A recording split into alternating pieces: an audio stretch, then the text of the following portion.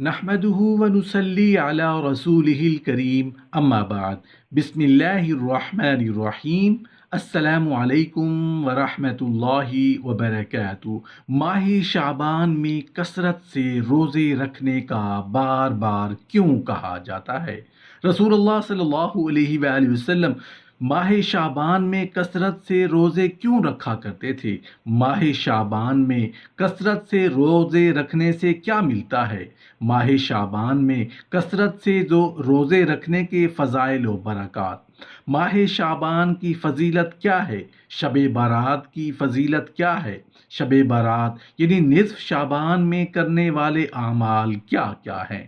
رسول اللہ صلی اللہ علیہ وآلہ وسلم ماہ شعبان کی 15ویں شب کو سجدے میں سر رکھ کر کون سی دعا مانگا کرتے تھے؟ رسول اللہ صلی اللہ علیہ وآلہ وسلم ماہ شعبان کی 15ویں شب کو سجدے میں سر رکھ کر جو دعا پڑھا کرتے تھے، آج کی اس ویڈیو میں اس دعا کو خصوصاً شامل کیا گیا ہے، اس لیے ویڈیو کو آخر تک ضرور دیکھیے گا۔ محترم ناظرین، حدیث میں آتا ہے کہ اس ماہ میں روزے رکھنے والے پر رحمتوں کا نزول ہوتا ہے، یہاں تک کہ وہ جنت میں داخل ہو جاتا ہے۔ کیونکہ یہ مہینہ رحمتوں کے پھیلنے کا ہے، اس لیے اس کو شعبان کہا جاتا ہے۔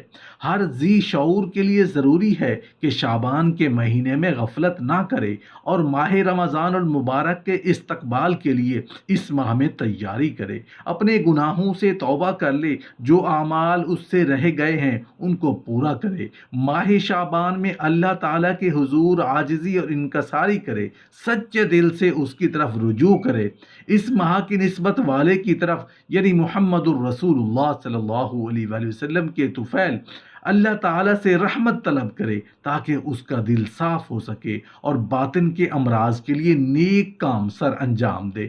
یہ وہ مہینہ ہے جس میں بندوں کے اعمال اللہ رب العزت کی بارگاہ میں اٹھائے جاتے ہیں، اور یہ مہینہ رمضان کے قریب ہے، یہ مہینہ رمضان کی تحمید اور مقدمہ ہے۔ رسول اللہ صلی اللہ علیہ وسلم نے اللہ تعالیٰ سے اس مہینہ میں برکت کی دعا فرمائی ہے۔ حضرت انس بن مالک رضی اللہ تعالی عنہ سے منقول ہے کہ رسول اللہ صلی اللہ علیہ وآلہ وسلم رجب کا مہینہ داخل ہونے پر یہ دعا کرتے تھے: اے اللہ، ہمارے لیے رجب اور شعبان کے مہینوں میں برکت عطا فرما اور ہمیں رمضان کے مہینے تک سلامتی کے ساتھ پہنچا دیجیے۔ حضرت عائشہ رضی اللہ تعالی عنہ سے روایت ہے کہ رسول اللہ صلی اللہ علیہ وآلہ وسلم شعبان کے چاند اور اس کی مہینہ کی تاریخوں کی حفاظت کا جتنا اہتمام کیا کرتے تھے، اتنا اہتمام کسی اور مہینے کے چاند کا نہیں کرتے تھے۔ پھر رمضان کا چاند دیکھ کر روزے رکھتے تھے، اور اگر 29 شعبان کو چاند دکھائی نہ دیتا تو 30 دن پورے کرتے، پھر رمضان کے روزے رکھتے۔ ایک روایت میں حضرت عائشہ رضی اللہ تعالی عنہ فرماتی ہیں کہ رسول اللہ صلی اللہ علیہ وآلہ وسلم کبھی لگاتار روزے رکھتے رہتے تھے، یہاں تک کہ ہم کہتے کہ اب روزہ نہیں چھوڑیں گے، اور کبھی روزے نہیں رکھتے تھے، یہاں تک کہ ہم کہتے تھے کہ اب روزے نہیں رکھیں گے۔ اور آپ صلی اللہ علیہ وآلہ وسلم کے نفلی روزے اکثر شعبان کے مہینے میں ہوتے تھے۔ حضرت عائشہ رضی اللہ تعالی عنہ فرماتی ہیں کہ رسول اللہ صلی اللہ علیہ وآلہ وسلم نے فرمایا: عائشہ، اس مہینے میں ملک الموت کو ان لوگوں کے نام لکھ کر دیے جاتے ہیں جن کی روح قبض کی جائے گی، تو میں چاہتا ہوں کہ میرے نام کا فیصلہ روزے کی حالت میں کیا جائے۔ شعبان کے مہینے میں ایک بابرکت اور فضیلت والی رات آتی ہے جس کو شب برات کہتے ہیں، جو شعبان کی 15ویں رات ہے۔ اس رات میں نفل عبادت کی بہت فضیلت ہے، چنانچہ چند احادیث اس رات کی فضیلت کے بارے میں ذکر کی جاتی ہیں۔ حدیث میں حضرت راشد بن سعد سے مرسلاً مروی ہے کہ رسول اللہ صلی اللہ علیہ وآلہ وسلم نے فرمایا کہ اللہ تبارک و تعالی شعبان کی 15ویں رات میں اپنے بندوں کی طرف متوجہ ہوتے ہیں، پھر اپنی سب مخلوق کی مغفرت فرما دیتے ہیں، مشرک اور بغض رکھنے والے کے علاوہ۔ اور اس رات میں اللہ تبارک و تعالی ملک الموت کی طرف ہر اس جاندار کی روح قبض کرنے کی وحی فرما دیتے ہیں جن کے فوت ہونے کا اس سال میں اللہ تعالیٰ ارادہ فرماتے ہیں۔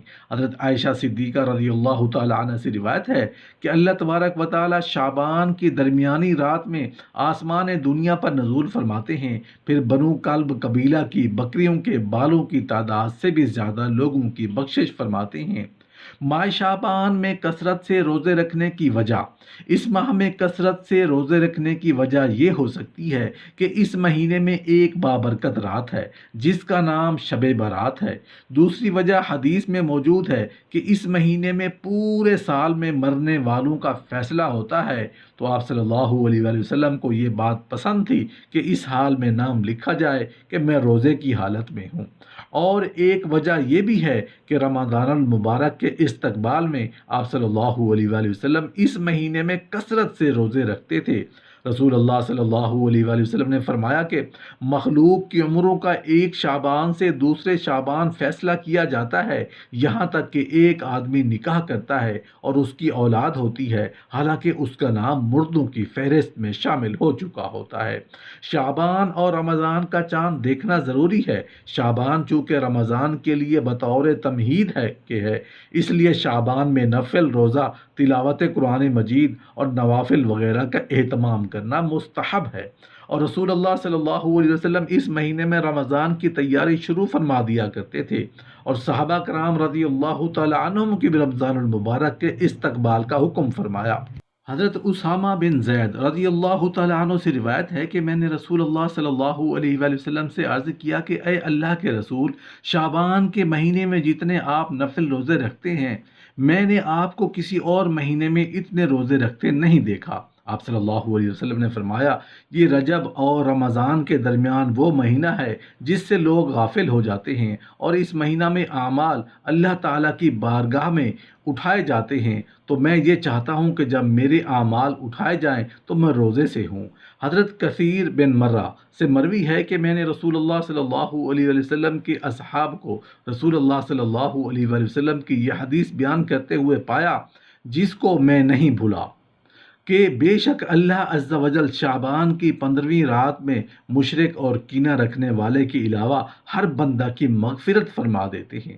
حضرت کثیر بن مرہ سے مروی ہے کہ میں نے رسول اللہ صلی اللہ علیہ وسلم کے اصحاب کو رسول اللہ صلی اللہ علیہ وآلہ وسلم کی یہ حدیث بیان کرتے ہوئے پایا جس کو میں نہیں بھولا، کہ بے شک اللہ عز و جل شعبان کی 15ویں رات میں مشرک اور کینہ رکھنے والے کے علاوہ ہر بندہ کی مغفرت فرما دیتے ہیں۔ حضرت عثمان بن ابی العاص رضی اللہ تعالی عنہ نے نبی کریم صلی اللہ علیہ وآلہ وسلم کا یہ ارشاد مروی ہے کہ جب شعبان کی 15ویں رات ہوتی ہے تو اللہ تعالیٰ کی طرف سے ایک پکارنے والا پکارتا ہے کہ کیا کوئی مغفرت کا طالب ہے کہ میں اس کی مغفرت کروں، کیا کوئی مانگنے والا ہے کہ میں اس کو عطا کروں۔ اس وقت اللہ تعالیٰ سے جو سچے دل سے مانگتا ہے اس کو ملتا ہے، مگر بدکار عورت اور مشرک کو نہیں ملتا۔ حضرت کثیر بن مرہ سے روایت ہے کہ یہ الفاظ منقول ہیں کہ رسول اللہ صلی اللہ علیہ وسلم نے فرمایا، بے شک آپ کے رب شعبان کی 15ویں رات میں اپنی مخلوق کی طرف خصوصی رحمت کے ساتھ متوجہ ہوتے ہیں، اور مشرک اور قطع تعلق کرنے والے کے علاوہ سب کی مغفرت فرما دیتے ہیں۔ شب برات کے بابرکت ہونے کی وجہ کیا ہے؟ محترم ناظرین، جو رات آنے والی ہے یعنی 15ویں شعبان، اس کے خاص فضائل آتے ہیں۔ شب برات میں رسول اللہ صلی اللہ علیہ وسلم کا عمل مبارک کیا تھا؟ حضرت عائشہ صدیقہ رضی اللہ تعالی عنہ فرماتی ہیں کہ ایک مرتبہ 15ویں شعبان میری باری تھی، رسول اللہ صلی اللہ علیہ وسلم میرے مکان پر تشریف لائے اور کپڑے اتارے، اور ابھی پوری طرح اتارے بھی نہ تھے کہ پھر پہن لیے۔ مجھ پر وہی شک سوار ہوا جو عورتوں کو ہوا کرتا ہے۔ میں نے خیال کیا کہ آپ صلی اللہ علیہ وآلہ وسلم ضرور میری کسی سوکن کے پاس جائیں گے۔ میں آپ صلی اللہ علیہ وسلم کے پیچھے پیچھے نکل کھڑی ہوئی، تلاش کرتے کرتے آپ صلی اللہ علیہ وآلہ وسلم کو بقیع الغرقد مسلمانوں کا قبرستان میں ملے۔ آپ صلی اللہ علیہ وسلم مومنین اور مومنات اور شہداء کے لیے استغفار فرما رہے تھے، تو میں نے اپنے دل میں کہا میرے ماں باپ آپ پر قربان، آپ تو کس کام میں مشغول ہیں اور میں کس سوچ میں آپ کے پیچھے چلی آئی۔ وہاں سے واپس اپنے حجرے میں آئی، میرا سانس پھول رہا تھا، اتنے میں رسول اللہ صلی اللہ علیہ وآلہ وسلم تشریف لائے اور دریافت فرمایا، اے عائشہ تم اتنا ہانپ کیوں رہی ہو؟ میں نے ساری بات بتا دی تو آپ صلی اللہ علیہ وسلم نے فرمایا، عائشہ کیا تم کو یہ خوف تھا کہ اللہ اور اس کے رسول تم پر ظلم کریں گے؟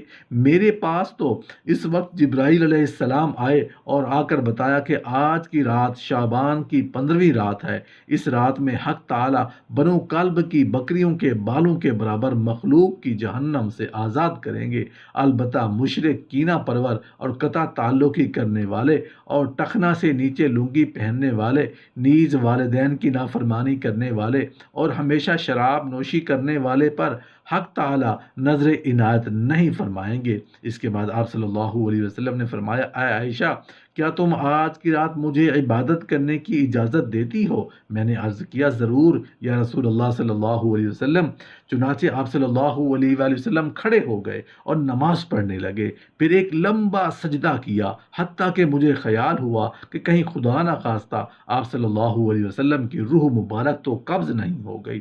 میں کھڑی ہو کر ٹٹولنے لگی اور اپنا ہاتھ آپ صلی اللہ علیہ وآلہ وسلم کے تلووں پر رکھا۔ آپ صلی اللہ علیہ وآلہ وسلم نے حرکت فرمائی جس سے میں مسرور ہو گئی، اور آپ صلی اللہ علیہ وسلم سجدے میں یہ دعا پڑھ رہے تھے، اعوذ بک من عقابک واعوذ برضاک من سخطک واعوذ بک منک الیک لا حصی ثناء علیک انت کما اثنیت علی نفسک۔ میں نے جب اس دعا کا تذکرہ رسول اللہ صلی اللہ علیہ وسلم سے کیا تو آپ صلی اللہ علیہ وسلم نے فرمایا کہ یہ دعا خود بھی سیکھو اور دوسروں کو بھی سکھاؤ، کیونکہ جبرائیل علیہ السلام نے یہ دعا مجھے سکھائی ہے۔ شب بارات میں یہ اعمال احادیث سے ثابت ہیں۔ نمبر 1، 15ویں رات کو اپنے گھر میں نفلی اور انفرادی عبادت کرنا، لیکن نفلی نماز میں کوئی مخصوص تعداد رکعتوں کی یا مخصوص صورتوں کی نہیں، بلکہ جتنی رکعتیں ممکن ہوں عام نفل نماز کی طرح انفرادی طور پر پڑھ لی جائیں۔ نمبر 2، 15ویں شعبان کی رات قبرستان جانا بھی ثابت ہے۔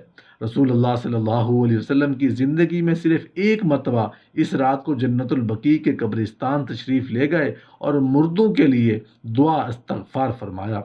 لہٰذا اگر کوئی ثواب کی نیت کر کے اس رات قبرستان میں جائے گا تو انشاءاللہ اجر پائے گا، لیکن وہاں میلے لگانا، قوالی پڑھنا، سننا، پھول اور چادریں چڑھانا سب گناہ کی باتیں ہیں، ان سے اجتناب ضروری ہے۔ اسی طرح عورتوں کا قبرستان جانا ہر حال میں منع ہے۔ رسول اللہ صلی اللہ علیہ وسلم نے فرمایا، اللہ لعنت فرمائے ان عورتوں پر جو قبرستان جاتی ہیں اور ان مردوں پر جو بھی قبروں پر چراغاں کرتے ہیں۔ حدیث مبارکہ ہے کہ حضرت سلمان رضی اللہ تعالیٰ عنہ سے مروی ہے کہ رسول اللہ صلی اللہ علیہ وسلم نے شعبان کی آخری تاریخ میں ہم لوگوں کو واعظ فرمایا کہ تمہارے اوپر ایک مہینہ آ رہا ہے، اس میں ایک رات ہے شب قدر جو ہزاروں مہینوں سے بہتر ہے۔ اللہ تعالیٰ نے اس مہینے کے روزے کو فرض فرمایا اور اس کے رات کے قیام یعنی تراویح کو ثواب کی چیز بنایا ہے۔ جو شخص اس مہینہ میں کسی نیکی کے ساتھ اللہ کا قرب حاصل کرے ایسا ہے جیسا کہ غیر رمضان میں فرض ادا کیا، اور جو شخص اس مہینہ میں کسی فرض کو ادا کرے وہ ایسا ہے جیسے غیر رمضان میں 70 فرض ادا کیے۔ یہ مہینہ صبر کا ہے اور صبر کا بدلہ جنت ہے، اور یہ مہینہ لوگوں کے ساتھ غمخواری کرنے کا ہے۔ اس مہینہ میں مومن کا رزق بڑھا دیا جاتا ہے۔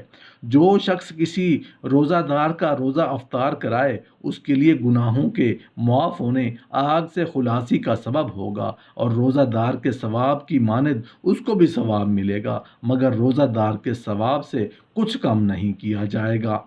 صحابہ کرام رضی اللہ تعالیٰ عنہم نے عرض کیا، اے اللہ کے رسول صلی اللہ علیہ وسلم، ہم میں سے ہر ایک اتنی وسعت نہیں رکھتا کہ روزہ دار کو افطار کرائے۔ تو آپ صلی اللہ علیہ وسلم نے فرمایا، یہ ثواب تو اللہ جل شانہ ایک کھجور سے کوئی افطار کرا دے، یا ایک گھونٹ پانی پلا دے، یا ایک گھونٹ لسی پلا دے، اس پر بھی مرحمت فرما دیتے ہیں۔ یہ ایسا مہینہ ہے کہ اس کا اول حصہ اللہ کی رحمت ہے، درمیانی حصہ مغفرت ہے، اور آخری حصہ آگ سے آزادی ہے۔